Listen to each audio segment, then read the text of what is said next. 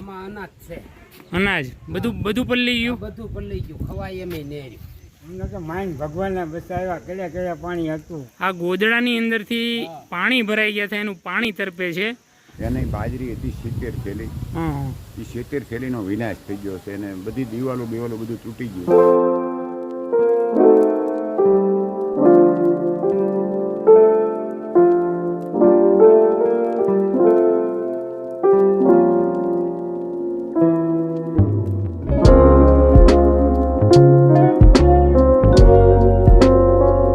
નમસ્તે દોસ્તો, અત્યારે હું મારા ભાગનગર ગામે છું અને આપણે ગઈકાલે જે અનરાધાર વરસાદ પડ્યો આ વિસ્તારની અંદર, અને ખાસ કરીને આ પ્લોટ વિસ્તારમાં ત્યાં 5 થી 6 ફૂટ જેટલું પાણી હતું. આ જે ઘરે હું ઊભો છું ત્યાં 6 ફૂટ જેટલું પાણી હતું, અને વરસાદ ઉપરવાસ પણ એટલો અને અહીંયા પણ એટલો, એટલે બંનેનું પાણી ભેગું થઈ અને આ વિસ્તારને એમ કહેવાય ને કે આખો ધમરોળી માર્યો.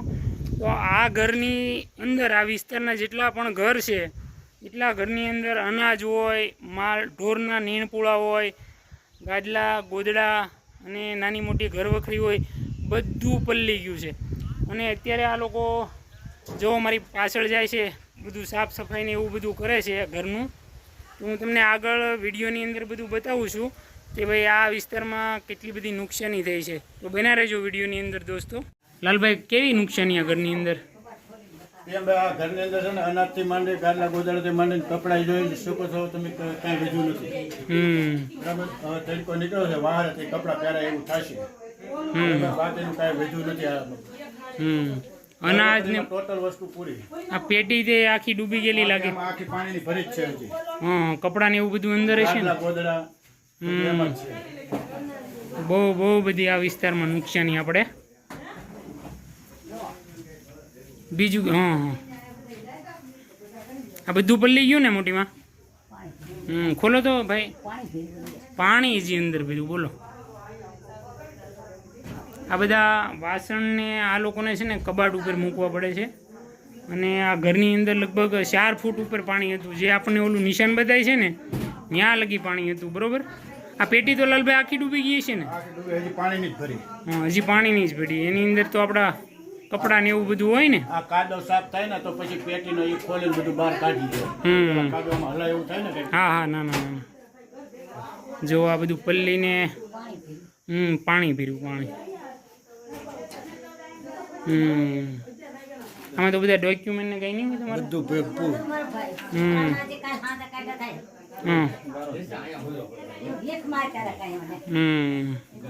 એટલું બધું ભયાનક પાણી હતું. આ ઘરઘંટી પણ આખી ડૂબી ગઈ. અને આ તમે ગેસનો બાટલો જુઓ, બળતણ જુઓ, પછી લોટ, એના ડબ્બા જુઓ, બધું અહીં લગી આ નિશાન બધાય ત્યાં સુધી તો પાણી હતું આ રસોડાની અંદર. આમાં અનાજ છે, અનાજ બધું પલળી ગયું, બધું પલળી ગયું, ખવાય એમ નહીં. ઘરમાં કેટલું પાણી હતું? ઘરમાં તો કેડ્યા પાણી, અનાજ, માલના નીણપુળા બધું પૂરું થઈ ગયું. તો બહુ પાણી આવ્યું ને આપણે.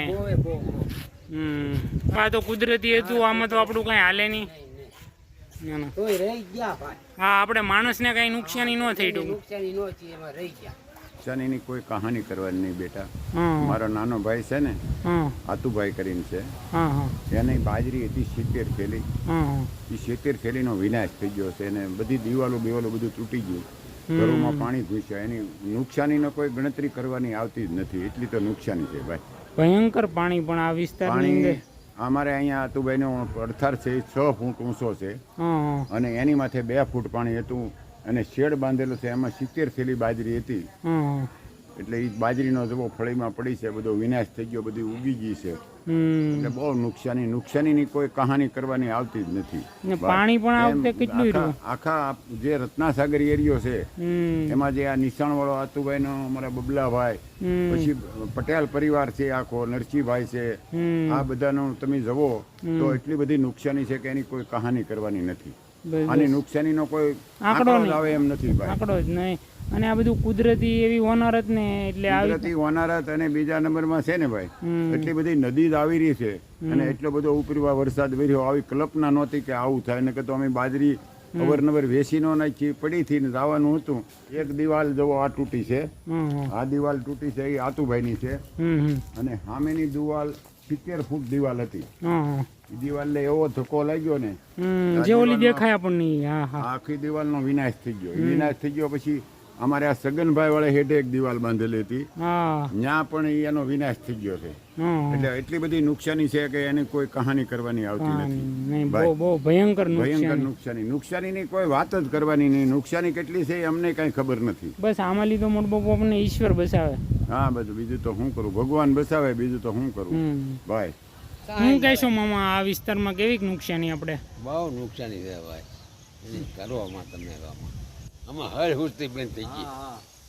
મારા પછી સાના મને બેસી શું કરવું, નુકસાની થી શું કરે આમાં મારા પછી બે તો પ્લાન લેવામાં થાય. આ પહેલું એટલે કટા ફાંઈ ગયા. પલ્લો એટલે કટ્ટા ફાંઈ ગયા એમ. હા, હવે ખાવા જેવું રહ્યું હોય કે નહીં, આ ફાંઈ ગયા એ કટા ન ખાવા ખાલે. નહીં ને, પાણી અડી જાય એટલે ફેલ હા ઝેર બની જાય ને, અનાજ હા ઝેર બની જાય ને. ઘણું બધું ઘરની અંદર પાણી આવી ગયું હતું. હા, આમાં તો હવે બધું ગંધાઈ ગયું. આવો ઓલી માટી આવી ગઈ આની અંદર ડોળ, બરોબર ને. હા, બહુ બધી નુકસાની આ વિસ્તારની અંદર. કાલે ભાઈ અચાનક પાણી આવ્યું હતું, સાચે પાણી હતું, હા, અનાજ બનાજ બધું પલળી ગયું, હા. ખાવા ધાન ને બધું. પછી નુકસાનીમાં બીજું કાંઈ? નુકસાનીમાં તો બધું જો ને નીણ બેણ બધું પલળી ગયું. માલઢોરને શું ખવડાવવું? તમારે અનાજમાં કંઈ નુકસાની? અનાજમાં બધું અનાજ પોઈઝન ઝેર જ થઈ ગયું. ઝેર પાણી અડે એટલે ઝેર જ બની જાય ને. હા, બધું પલળી ગયું. તો ભયંકર આ વિસ્તારની અંદર નુકસાની. માલ ઢોને જે બધાને વાંસળીમાં સળગાવી દેવા પડ્યા. ઓસરીમાં? હા હા, તો જ, નકર તો એને તકલીફ થઈ જાય છે. નજારો તો તમે જુઓ ખાલી. હજી પાણી જુઓ આ ગોદડાની અંદર. જુઓ એક મિનિટ, આ ગોદડાની અંદરથી પાણી ભરાઈ ગયા છે, એનું પાણી તરપે છે, અને આને અત્યારે હુકવવાની કોશિશ કરે છે અમારે કાકા. થોડોક તડકો નીકળ્યો છે એટલા માટે તમે જુઓ, આખા એ પણ પલળી ગયા. વરસાદનું પાણી છે અને પેટીમાંથી આ ગોદડા એને કાઢ્યા છે.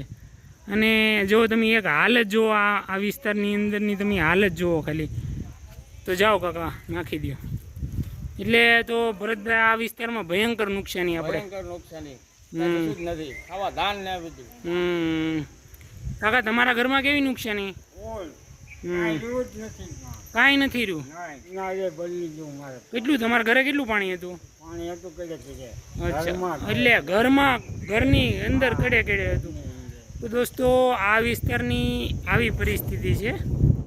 આ આરોગ્ય મંદિર છે, દવાખાનું.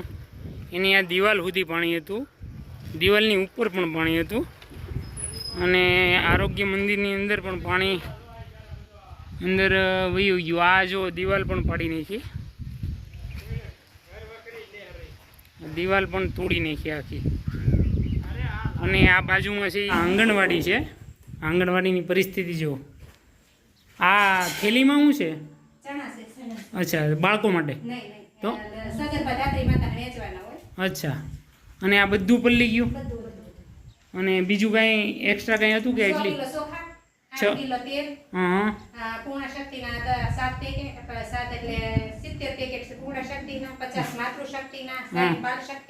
બરોબર. એ બધું ફેલ થઈ ગયું બધું. અહીંયા 4 ફૂટ જેટલું પાણી છે ને. હા, નિશાન બધા અહીંયા લગી. બહુ બધી નુકસાની છે. અંદર સ્ટોરરૂમમાં શું હતું? જો આ પરિસ્થિતિ છે આંગણવાડીની પણ. નીકળી માટી છે કાદવ વાળી. અચ્છા, સફાઈ કરી ને? હા. ને આની અંદર બારી તૂટી ગઈ, એક બારી પડી ગઈ, ત્યાંથી પાણી અંદર આવ્યું. અચ્છા, અને ઠેઠા પ્લેટફોર્મ ની ઉપર પાણી હતું. હા હા, એટલે હતું. બરોબર. આ પાણી દર વર્ષે આવે એટલે પ્લેટફોર્મ બનાવ્યું, તો એના ઉપર પણ એના ઉપર આ વર્ષે આવી ગયું. આ બધો સ્ટોક એની અંદર શું હતું? એમાં ચણા છે. અચ્છા, એમાંય ચણા હતા. આ કબાટ ની અંદર પાણી વહી ગયો છે. આની અંદર કઈ ચોપડા રમકડા બાળકોના કબાટ એ પણ પલળી ગયું ને. ઘણી બધી નુકસાની છે આંગણવાડીમાં પણ. આવી રીતના બધી નુકસાની છે આ ગામની અંદર. અને ઘણા ઘરે તો અનાજ પણ નથી રહ્યું, માલને નીણ પૂળો પણ નથી રહ્યો, અને પરિસ્થિતિ બહુ ખરાબ છે. હવે 15 દિવસ જશે ત્યારે આ લોકોના ઘર સફાઈ થશે અને વ્યવસ્થિત રહેવા જેવું બનશે. ફરી ક્યારે આવું આ વિસ્તારમાં ન થાય અને એટલો બધો અનરાધાર વરસાદ ન પડે એવી આપણે આશા રાખી. મળતા રહીશું દોસ્તો ફરી એક નવા વિડીયો સાથે. ત્યાં સુધી આવજો અને તમારું ધ્યાન રાખજો.